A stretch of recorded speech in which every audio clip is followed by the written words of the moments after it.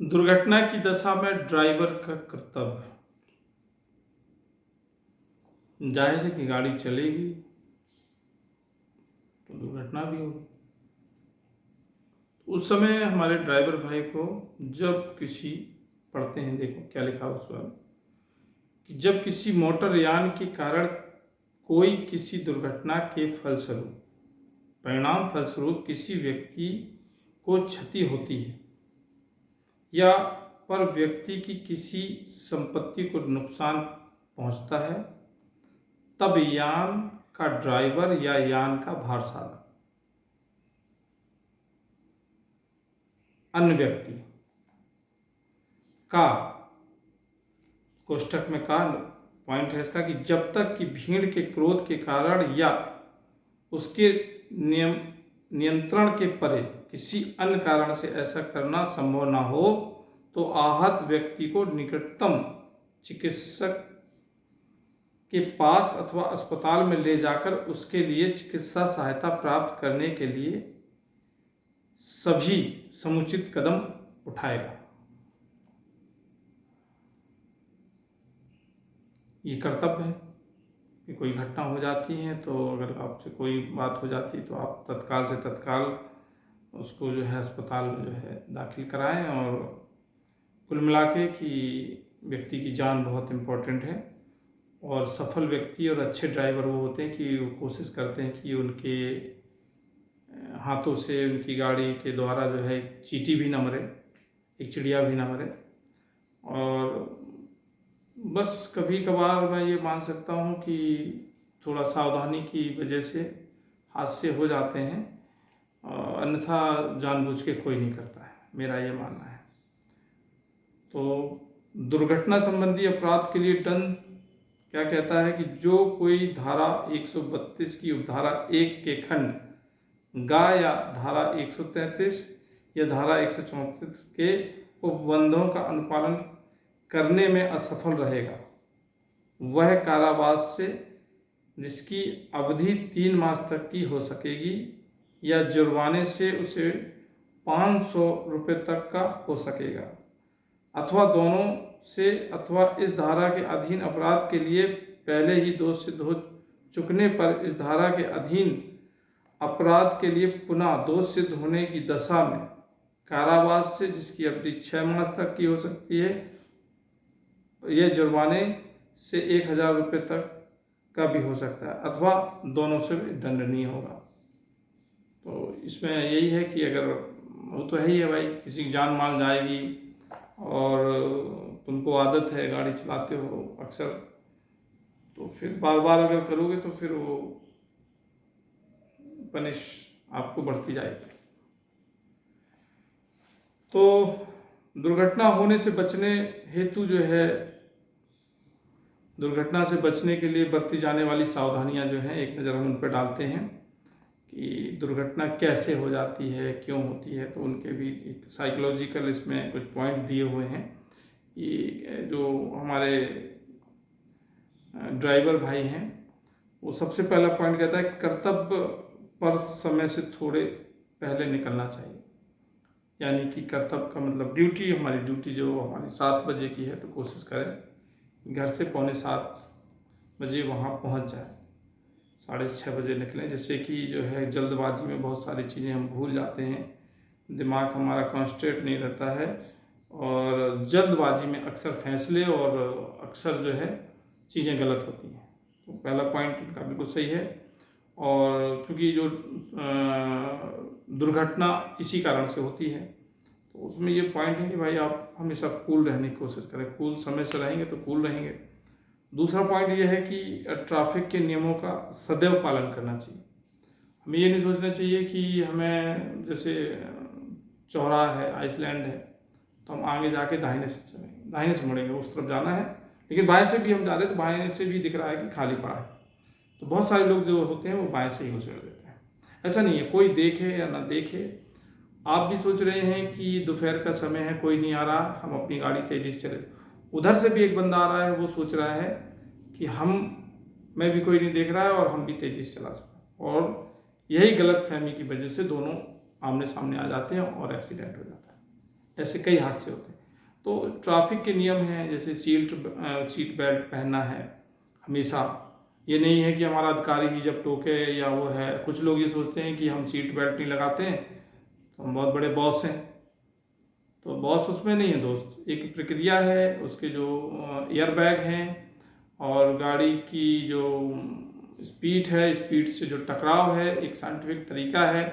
Seat belt आपको कहाँ तक ले जाएगी, फिर उसके बाद आपको एयर बैग आपको कहाँ से कहाँ तक बचाएंगे। तो ये सारी सिस्टम है, एक तरीका है, इसमें कोई बहादुरी नहीं है। और इसमें मैं ये कहूँगा कि बहुत बड़ी नेतागिरी नहीं है कि हम सीट बेल्ट नहीं पहनते हैं तो हम बहुत बड़े वो हैं। कुछ लोग तो ये होता है कि पुलिसों के रूल्स तोड़ते हैं तो हम बहुत बहादुर हैं। पुलिस के रूल्स नहीं है। पुलिस तो मैंने देखा है कि हमेशा जो है घर वाले भी नहीं आते हैं। जब घर सड़क पे जब आप फैले पड़े होते हैं तो फिर पुलिस ही आके भरती है और पुलिस को कभी अहंकार भी नहीं आता है। तो ऐसा भी है। तो जनरली मैं सभी की बात कर रहा था, इसमें कोई भी हो सभी आते हैं, तो इसमें बुरा मानने की बात नहीं, मेरी मैसेज समझने की बात है। तीसरा पॉइंट है, सड़क पार करने से पहले बाएं दाएं जरूर देखें। घटना होती है तो सड़क पार हम कर रहे हैं तो हमें जो है एक नज़र जो है, ऐसा नहीं कि हमने दाएं नहीं देखा और भागे चले गए, पीछे से बाएं से आया आदमी, ऐसा नहीं। बड़ी गाड़ी आ रही, तेज गाड़ी आ रही, वो ब्रेक नहीं लगा सकता, इतनी स्पीड में आ रही, और बस पकड़ा बच्चे का हाथ और घुस पड़े सड़क पे। गांव में ज़्यादातर सड़क के किनारे जिनके घर बने हैं, परिवार है, गांव है, मैंने देखा है अक्सर वो ग्रामीण लोग जो है यही प्रक्रिया अपनाते हैं। ऐसे में बड़े बड़े हादसे हो जाते हैं और फिर जो है फिर वही बाद में पुलिस प्रशासन दोषी और सरकार दोषी। आपने नियम फॉलो किया नहीं, आपने दाएं बाएं देखा नहीं। इसमें पुलिस और प्रशासन और शासन और मुख्यमंत्री और प्रधानमंत्री जी क्या कर सकते हैं। तो ये है जो है, चूँकि हम लोग पढ़ाई नहीं करते हैं तो हम लोगों को जो है केवल अपना हक और अपने हक में लड़ना और माहौल ख़राब करना आता है। जिस दिन आप समझ जाओगे, पढ़ लोगे, तो ये समझोगे कि हमारी गलती है तो तुम किसी से कुछ नहीं कह पाओ। बहुत सारे लोग जो है हेलमेट इसलिए नहीं पहनते हैं कि पुलिस कह रही है। पुलिस इसलिए कह रही कि वो पुलिस का डर से हेलमेट, चालान के डर की वजह से फिर पहनते हैं। तो पुलिस के डर से हेलमेट नहीं पहने, अपनी सुरक्षा के लिए हेलमेट पहने। आप गिरते हैं जैसे तो आपका ये जो ब्रह्मांड है इसमें चोट लगी कि ये बच जाए, बाकी सब हो जाए। और फिर जाकर पुलिस चालान काटती है, वो करती है, तो पुलिस जैसे ड्यूटी में है और रात दिन ड्यूटी करती, भागी भागी फिरती, उसके बाद व्यवस्था नहीं। अगर पुलिस बिना हेलमेट के जा रही तो पब्लिक उसको वीडियो बनाती है, फोटो खींचती कि तुम कैसे हेलमेट नहीं पहने, तुम कैसे, मतलब एक ये तकिया नूमी जो मतलब बातचीत है, आप उनके लिए भी है, आपके लिए भी है। अगर आपको कहा तो आपको, अब विदेशों में और अच्छे देशों में ये सब बात ये नहीं होती है। बात ये होती है कि वो आपकी सुरक्षा के लिए लगे हैं और वो आपकी मदद के लिए लगे हैं। तो रात दिन जो ड्यूटी आपके अच्छा करने में लगे हैं, तो कुछ त्रुटियां हो जाती हैं तो हमें नज़रअंदाज करने चाहिए, क्योंकि आपकी वो 72 गलतियां नज़रअंदाज करते हैं और आप लोग ज़रा सी बात को तूल पकड़ लेते हैं। तो ये बहुत लंबा टॉपिक है, इस पर फिर देखेंगे। तो पॉइंट हमारा ये कह रहा है, सड़क पार करने पर पहले दाएं बाएं देखें। गाड़ी में कोई भी खराबी नहीं होनी चाहिए तथा गाड़ी बिल्कुल सही होनी चाहिए। ये भी ठीक है, क्योंकि गाड़ी में कोई खराबी है तो कॉन्फिडेंस लेवल जो है डाउन रहेगा तो गाड़ी जो है आप मन से नहीं चला पाएंगे।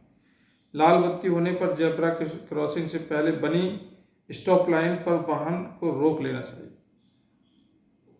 अगर ज़्यादा इमरजेंसी ना हो, एम्बुलेंस वगैरह जो है उनमें इमरजेंसी रहती है, पुलिस की गाड़ियों में भी इमरजेंसी होती है, और पुलिस की गाड़ियों में भी ये है कि आपकी ज़्यादा इमरजेंसी ना हो तो आप जो है लाल बत्ती का प्रयोग करें। आपकी अगर जल गई है तो आप हरी बत्ती के जलने तक का इंतज़ार करें, उसमें कोई ज़्यादा फर्क नहीं पड़ता है। वाहन को दाहिने से बाएं मुड़ने से पूर्व इंडिकेटर एवं हाथ का संकेत देना चाहिए। बहुत अच्छी बात है ये कि हम लोग जो है गाड़ियाँ कहीं भी जैसे दाएं जा रहे हैं बाएं जा रहे हैं तो हम लोग घुसेड़ देते हैं, अचानक मुड़ना है। ऐसा नहीं है, इंडिकेटर दिया हुआ है कंपनी ने, उसका बहुत पीछे आप आने वाले को सतर्क अलर्ट हो जाता है वो कि आप किस तरफ जा रहे हैं। बहुत सारे लोग इंडिकेटर जला लेते हैं तो भूल ही जाते हैं, दाहिना इंडिकेटर चल रहा है तो चलते ही रहा। तो ये सब चीज़ें हैं जो सावधानियाँ हैं, और जो नहीं बरतते हैं आदमी तो वही ये नियम है, दुर्घटना का शिकार हो जाते हैं। तो इंडिकेटर इसीलिए लगे रहते हैं कि अभी जब भी आप आगे जाने पर हैं उसके 100 मीटर जो है पहले आप अपना इंडिकेटर देना शुरू करें, दाएं जाएं या बाएं जाएं, प्रेम से जाएं, थोड़ा सा एक हाथ भी दें, और रियर आप अपने मिरर से आप पीछे देखें भी कि कोई वाहन जल्दी में तो नहीं है, कोई दूसरा वाहन तो नहीं आ रहा है। अगर आए तो उसे पास कर दें, फिर 2 सेकंड लगेगा, फिर निकल जाए, तो उसमें कंपटीशन ना करें। इसमें लिखा है 7वें नंबर पे, ओवरटेक करते समय रियर व्यू मिरर में देखकर यह सुनिश्चित कर लें कि पीछे का वाहन ओवरटेक नहीं कर रहा है, तत्पश्चात ही ओवरटेक करना चाहिए। ओवरटेक करने से पूर्व अगले वाहन को हॉर्न, डिपर तथा अगली गाड़ी के द्वारा ओवरटेक करने की अनुमति देने के उपरांत ही वाहन का ओवरटेक करना चाहिए। ओवरटेक ऐसी चीज़ है एक कि इसमें जो है 80% मौत ओवरटेक से होती है। ओवरटेक ये है कि जैसे हमारी ये गाड़ी है और एक गाड़ी बगल से जा रही है और हम यहाँ से जा रहे हैं, देखा, और यहाँ भी गाड़ी लगी हुई है, समझ रहे हो। अब हम यहाँ से जा रहे हैं और पता चला कि पीछे से भी गाड़ी आ रही है, और अचानक वहाँ से कोई जानवर भी आ सकता है, अचानक सामने से भी लोग गाड़ी ले आते हैं। तो अगर आपने ध्यान नहीं दे पाया, वो सामने से आ गई, बगल में गाड़ी चल रही है, पीछे भी गाड़ी आ रही है, अब आप फंस गए। अब आप जाएँ तो जाएँ कहाँ। बस उसी घबराहट में जो है आदमी की बुद्धि और विवेक फेल हो जाता है और वो एक्सीडेंट का शिकार हो जाता है। तो अच्छी तरह सुनिश्चित कर लें गाड़ी। मैं समझता हूँ कि गाड़ी घोड़े में जल्दबाजी ठीक नहीं है, थोड़ा धीमे चलें जब तक आप कंफर्म ना हो जाए, कॉन्फिडेंस ना आ जाए। और मुझे नहीं लगता कि कहीं भी जा रहे हो तो इतनी जल्दी हो कि बिल्कुल ओवरटेक करना बहुत ज़रूरी है। 2 सेकंड रुक सकते हैं गाड़ी, फिर अपना वो डिपर देंगे, अगला ड्राइवर पता चला कि वहाँ सामने गाय बैठी हैं और अगली जो गाड़ी जा रही है उसने आपको इजाज़त नहीं दी और वो ऐसे जा रहा, फिर अचानक ऐसे मोड़ दे, आप उसी से जा रहे हैं, चूँकि गाय को बचाना है उसे, तो फिर पता चला कि आप उसी गाड़ी के नीचे घुस गए। तमाम चीज़ें ऐसी रहती हैं, तो इसमें बचा जा सकता है अगर ज़्यादा गुस्सा ना आती हो तो बचा जा सकता है। 8वां पॉइंट कहता है किसी भी प्रकार का नशा करके वाहन नहीं चलाना चाहिए। ये भी एक दुश्मन चीज़ है। वाहन जो है मदहोश हो जाता है व्यक्ति, स्टीयरिंग की जगह तो फिक्स है, लेकिन गलती कहाँ करता है कि क्लच, एक्सीलेटर और ब्रेक, ये 3 चीज़ों का अपना सिस्टम है। अब क्लच की जगह क्लच लगेगा, ब्रेक की जगह ब्रेक लगेगा, और एक्सीलेटर की जब ज़रूरत होगी तो एक्सीलेटर लगेगा। लेकिन जब आदमी नशे की हालत में रहता है तो जहाँ आदमी को ब्रेक लगाना पड़ता है, ब्रेक लगाना चाहिए, वहाँ वो एक्सीलेटर दबा देता है। इससे जो है मामला गड़बड़ होता है। 9वां नंबर कहता है कि वाहन चलाते समय सड़क पर बच्चों या जानवरों का ध्यान रखना चाहिए। उसके पास पहुंचने से पूर्व ही वाहन की गति धीमी करना चाहिए। सामने से आप देखें, बच्चे और जानवर ये निश्चल होते हैं और इनकी बुद्धि विवेक का कोई अंदाज़ा नहीं होता है। इससे पहले आप देख लें, आप सतर्क हो जाएं, अपनी गाड़ी को कंट्रोल में कर लें, इतना मैं कहूँगा कि बिल्कुल धीमी कर लें, जिससे कि आगे जो है हमें अचानक से कोई निर्णय ना लेना पड़े। सब चीज़ें आती है। गाड़ी चलाना एक कला है और मैं ये कहता हूँ कि इसमें गुस्सा नहीं आना चाहिए और इसमें जो है बड़े धैर्य के साथ आप गाड़ी चलाएं, और इसमें आप रोज़ चलाएं और सालों से चला रहे हैं, 20 साल से चला रहे हैं, और आप ये नहीं कह सकते कि मैं जो है एक परफेक्ट ड्राइवर बन गया। इसमें रोज़ नया चीज़ सीखने को मिलता है, रोज़ नई जंग होती है, रोज़ नई तरीके की ज़िंदगी का अनुभव प्राप्त होता है। तो गाड़ी घोड़ा में चैलेंज कोई नहीं कर सकता कि मैं परफेक्ट ड्राइवर हूँ, मैं फर्स्ट क्लास चला सकता हूँ। इसमें चैलेंज नहीं स्वीकार होता है।